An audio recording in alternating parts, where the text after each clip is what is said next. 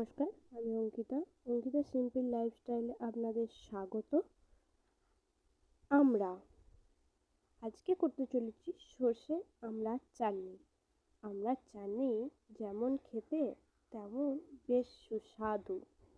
কিভাবে করা যায়? প্রথমে 3টা আমড়া কেটে নিয়েছি, তারপর 2টো শুকনো লঙ্কা, 5 ফোড়ন,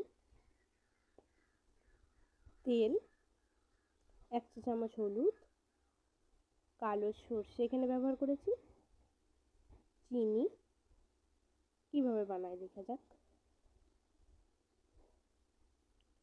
প্রথমে কড়াতে তেল দিয়ে দিচ্ছি।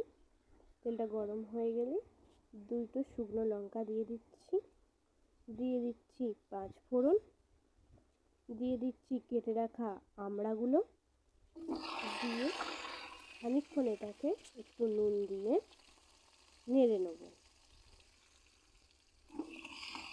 নাড়া হয়ে গেলে এটাতে কিছুক্ষণ এর জন্য হলুদ দিয়ে নেড়ে নেব। নিয়ে জল দিয়ে দেবো। এতে জল দিয়ে খানিকক্ষণের জন্য এটাকে ঢাকা দিয়ে দেবো। দেখুন, এটি ফুটতে শুরু করে দিয়েছে। চাটনিটি হয়ে গেছে, এটিকে এবার নামিয়ে ফেলব।